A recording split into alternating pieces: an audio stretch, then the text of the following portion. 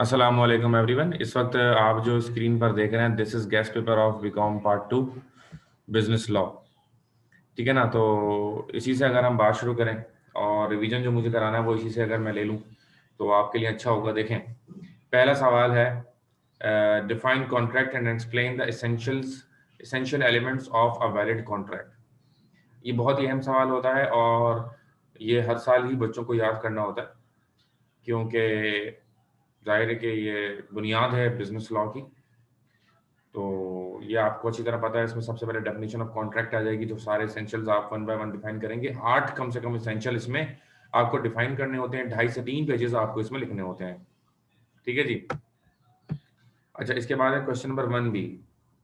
Question number 1 B के हवाले से अक्सर और बेशतर बच्चे थोड़े कंफ्यूज रहते हैं। ठीक है जी। तो वो भी मैं भी बताता हूँ, लेकिन साथ में ये बताता हूँ कि कोई भी अपने नाम से आपने आना है। कोई भी ऐसे किसी गलत नाम से, अगर कोई एनोनिमस नाम से मुझे कोई लगेगा क्या हुआ, तो मैं उसको डिलीट कर दूंगा। तो अपने नाम से प्रॉपर आइए, अपने कैंपस का भी कोई आइडेंटिटी जरूर रखिएगा। All contracts are agreement, but all agreements are not contract. Comment. अच्छा, अब जितने भी कॉन्ट्रैक्ट्स होते हैं ना, वो एग्रीमेंट होते हैं, लेकिन सारे एग्रीमेंट कॉन्ट्रैक्ट नहीं होते। इस पे कमेंट करना है। अब देखें, सबसे पहले तो इसकी हमें नंबर देखने होते हैं जब ये सवाल आता है कि भाई कितने नंबर का ये सवाल आया है। ठीक है जी। सबसे पहले ये अ, आपने क्या देखना होता है कि कितने नंबर का सवाल। अगर ये सवाल अगर ये सवाल आया जी। अच्छा, हैंग हो रहा है। ओके,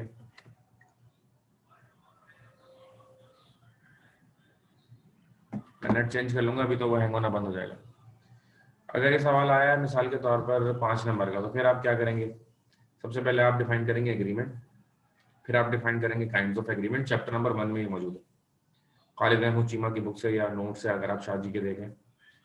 तो सबसे पहले आपने एग्रीमेंट डिफाइन किया, फिर आपने kinds of agreement. Kinds of agreement में आप 2 डिफाइन करेंगे, एक सोशल एग्रीमेंट, एक लीगल एग्रीमेंट। फिर आप कॉन्ट्रैक्ट डिफाइन करेंगे, जिसमें कॉन्ट्रैक्ट की डेफिनेशन में क्या है कि भाई एक कॉन्ट्रैक्ट होने के लिए लीगल एग्रीमेंट होना जरूरी है। Legal agreement agreement step number 1 है, तो फिर वो इन्फोर्सेबिलिटी होगी, तो वो कॉन्ट्रैक्ट बन जाता है। ठीक है जी। तो कॉन्ट्रैक्ट की बेसिक डेफिनेशन है क्या? An agreement enforceable at law. कि कोई भी एग्रीमेंट जो कि इन्फोर्सेबल एट लॉ होता है, उसे ही कहा जाता है वैलिड कॉन्ट्रैक्ट। सही है जी। अच्छा, तो मैं दोबारा से थोड़ा सा बता रहा हूँ कि अगर ये आता है 5 नंबर के लिए या 7-8 नंबर के लिए, ठीक है जी। अगर ये 5 या 7-8 नंबर के लिए आता है, तो फिर आप क्या करेंगे? नंबर 1 एग्रीमेंट की डेफिनेशन, नंबर 2 दो काइंड्स ऑफ एग्रीमेंट की डेफिनेशन, फिर कॉन्ट्रैक्ट की डेफिनेशन। और फिर आप उसमें इसमें आपने ये पैरा ऐड करना होता है कि भाई to be a valid contract, the definition of contract is what? An agreement enforceable at law. जब एग्रीमेंट होता है और वो इन्फोर्सेबल एट लॉ होता है, तो वो क्या बन जाता है? कॉन्ट्रैक्ट बन जाता है। तो hence to be a contract there must be an agreement first, and then if the agreement is enforceable, then it will become a contract. But all the agreements are not contract. Why? Because a social agreement is not a contract. And why? Because it is not enforceable at law. भाई अगर कोई आपकी birthday celebrate करने का आपसे वादा करता है, गिफ्ट देने का अगर वादा करता है, तो ठीक है जी, फिर वो कोई कॉन्ट्रैक्ट आपका नहीं होगा, क्योंकि वो सोशली होता है। ठीक है जी।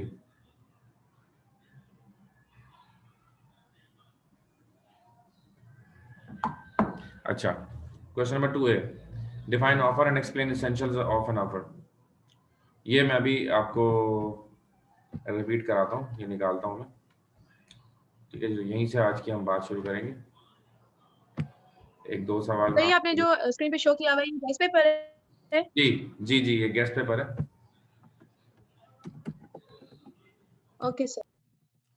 और ये मैंने पेज पे भी, मेरा जो कराची एजुकेशन फोरम है वहाँ पे भी मैंने अपलोड किया है। वहां से भी इसको उठा सकते हैं, मैं आपको लिंक भी सेंड कर दूंगा। सर ग्रुप पे दे दिए। सेंड कर दें आप ग्रुप में। Okay okay.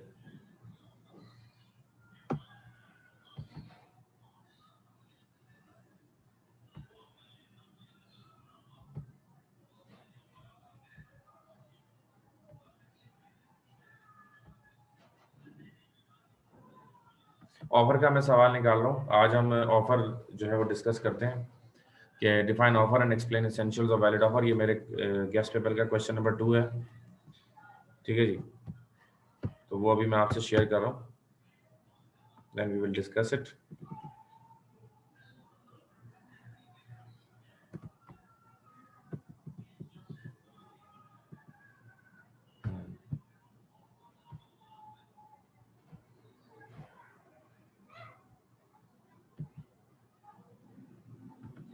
ये देखें जी, ऑफर एंड एक्सेप्टेंस। बात क्या है कि एसेंशियल्स ऑफ कॉन्ट्रैक्ट जब मैंने आपको पढ़ाए थे उसमें मैंने आपको बताया था कि वैलिड कॉन्ट्रैक्ट के लिए सबसे पहले दो चीजें सबसे बुनियाद होती हैं उसकी। एक उसका वैलिड ऑफर होना और दूसरा उसकी वैलिड एक्सेप्टेंस होना, ठीक है जी। तो यहाँ पर आज हम डिस्कस करेंगे offer and essentials of valid offer. The first essential of the valid contract is an agreement. तो सबसे पहले क्या होता है, एक एसेंशियल जो है वैलिड कॉन्ट्रैक्ट का, वो क्या है, एग्रीमेंट है। और एग्रीमेंट किसे कहते हैं, दो चीजों को एग्रीमेंट कहते हैं, जब एक ऑफर हो जाए और एक्सेप्टेंस हो जाए, ठीक है जी। जब ऑफर और एक्सेप्टेंस हो जाए तो उसे क्या कहते हैं जी, उसे कहते हैं agreement. That is the first essential of the valid contract is agreement, that is offer and acceptance. The words proposal and offer are synonyms. Synonym sir ये कौन सा चैप्टर है? बेटा ऑफर एंड एक्सेप्टेंस। क्या हुआ, क्लास खत्म हो गई क्या? Yes sir. Okay okay. Sir मैं भी सर। वालेकुम अस्सलाम। देखिए मैं अभी जो है ना थोड़ा सा रिपीट करा रहा हूँ, एक दो सवाल रिवीजन करा रहा हूँ, उसके बाद हम आएंगे टॉपिक के ऊपर जो हमारा टॉपिक चल रहा था। तो अभी थोड़ा सा मैं रिवीजन करा रहा हूँ, फिर उसके बाद हम एक क्लास एक्चुअली स्टार्ट करेंगे जिसमें हम वहीं से पढ़ेंगे जहाँ से हमने छोड़ा था, ठीक है ना। कैरेज के ऊपर आ जाएंगे। अब दो सवाल मैं रिपीट करा रहा हूँ फिलहाल। तो इससे पहले थोड़ा सा गेस्ट पेपर मैंने डिस्कस किया है अपना, ठीक है ना। तो वो भी मैं आपको शेयर कर दूंगा आप लोगों सबसे ना। तो द फर्स्ट एसेंशियल मैंने बताया कि भाई एसेंशियल और वैलिड कॉन्ट्रैक्ट के अंदर ऑफर एंड एक्सेप्टेंस होती है। तो ऑफर आज हमारा टॉपिक है। ऑफर की डेफिनेशन क्या है, when one person signifies to another his willingness to do or abstain from doing anything with a view to obtaining the assent of that other to such act or abstinence, he is said to make a proposal. तो ये गाढ़ी English है, इसलिए जल्दी से पढ़ दी मैंने। इसका मतलब क्या है कि जब एक बंदा अपनी ख्वाहिश का इजहार करता है दूसरे बंदे से, ठीक है जी, कि वो उसकी मर्जी रजामंदी हासिल करना चाहता है या उससे कोई प्रोडक्ट या गुड्स एंड सर्विसेज हासिल करना चाहता है, किसके बदले में, कंसिडरेशन के बदले में, उसे क्या कहते हैं, उसको ऑफर कहते हैं। अब जब आप किसी को कानूनी ऑफर करते हैं कुछ खरीदने के लिए, कुछ बेचने के लिए, सर्विसेज लेने के लिए या सर्विसेज देने के लिए, तो आपने क्या करना होता है,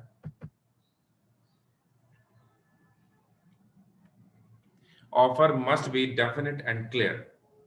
सबसे पहले क्या है, एक ऑफर होनी चाहिए जो कि डेफिनेट भी होनी चाहिए और क्लियर भी होनी चाहिए। डेफिनेट का मतलब पक्की होनी चाहिए, क्लियर मतलब उसके अंदर जो बातें हैं, valid offer must answer all the 5 W's, ठीक है जी। यानी कि जो जो एक इंसान के जहन में उस ऑफर से रिलेटेड सवाल आ सकता है, उन सारे सवालों के जवाब एक वैलिड ऑफर को देने चाहिए। अगर वैलिड ऑफर उन तमाम सवालों के जवाब दे रही है तो तभी वो वैलिड ऑफर कहलाएगी, वरना वो वैलिड ऑफर नहीं कहलाएगी, ठीक है जी। It means that every aspect of the offer is clear and definite, there is no ambiguity regarding the terms and conditions of the offer. कोई भी कंफ्यूजन नहीं होनी चाहिए कि यार इसमें ये जो लिखा हुआ है या वो जो लिखा हुआ है, ठीक है ना। तो ऐसा नहीं होना चाहिए, एवरीथिंग मस्ट बी क्लियर, ठीक है जी। जब पूरा आपकी जो कुछ लिखा हुआ है ऑफर के अंदर, जो आप ऑफर कर रहे हैं, अगर वो क्लियर होगी तभी उसकी वैल्यू मानी जाएगी, वरना उसकी कोई वैल्यू नहीं होगी, ठीक है जी। अच्छा, इसके बाद क्या, offer must create legal relation. एक कानूनी ऑफर उसी को कहते हैं, ठीक है जी, एक कानूनी ऑफर उसी को कहते हैं जो वैलिड होती है और एक लीगल रिलेशन आपस में क्रिएट करती है। अगर कोई ऑफर कानूनी रिश्ता आपस में क्रिएट ना करे तो वो ऑफर नहीं होती है। अब ये लीगल रिलेशन क्या होता है, ठीक है जी। अब रिलेशनशिप कई तरह के होते हैं। लीगल रिलेशन ये होता है कि जब आपको लॉ एक दूसरे के साथ बाइंड कर दे, ठीक है जी। अब लॉ किस तरह से बाइंड कर देता है, मिसाल के तौर पर बायर एंड सेलर, जब एक बंदा कुछ खरीद रहा होता है और दूसरा बंदा कुछ बेच रहा होता है तो आपस में क्या होता है, एक लीगल रिलेशन क्रिएट हो जाता है। सही है जी। सर ये कौन सा क्वेश्चन पढ़ा रहे हैं आप? डियर स्टूडेंट, हम इस वक्त पढ़ रहे हैं ऑफर और उसके इसेंशियल्स। एक रिवीजन करा रहा हूँ, उसके बाद हम अपने उस टॉपिक पर आएंगे। इस वक्त हम पढ़े हैं ऑफर एंड एक्सेप्ट, ठीक है। सर ये रिवीजन करवा रहे हैं जी जी प्रीवियस क्वेश्चन? जी जी जी। Okay sir. Offer must create legal relation हो गया। अच्छा ठीक है जी। इसके बाद है offer must be communicated to the offer. Offer must be communicated to the offering. इसमें डबल ही आएगा। Offer must be communicated to the offering. यानी one of the most important ingredient of an offer is that it must be communicated to the offering. यानी कि जो offer देने वाला है वो ऑफर जिसको वो चाहता है कि वो कबूल करे, उसको उसने कम्युनिकेट करना है कि भाई मैं आपसे ये गाड़ी खरीदना चाहता हूँ, मैं आपसे घर खरीदना चाहता हूँ, मैं आपकी सर्विसेज हासिल करना चाहता हूँ। जब तक आपने उस बंदे तक, रेलेवेंट बंदे तक पैगाम नहीं पहुंचाया, आपकी वैलिड ऑफर नहीं कहलाएगी। उसके आपने माँ बाप से बात कर ली, बहन भाइयों से बात कर ली, लेकिन आपने उससे बात नहीं करी है तो उस आपकी सारी बातों का कोई फायदा नहीं होगा। जब तक आप उस रेलेवेंट बंदे से बात नहीं करते हैं तब तक उस बात करने का कोई फायदा हासिल नहीं होगा। ठीक है जी। तो कम्युनिकेट, अच्छा, एन ऑफर में भी एक्सप्रेस और इम्प्लाइड। एक्सप्रेस ऑफर किसे कहते हैं, जिस ऑफर के अंदर लफ्जों का इस्तेमाल किया जाए, ठीक है जी। वो ऑफर जिसके अंदर लफ्जों का इस्तेमाल किया जाए, ठीक है जी। अगर आप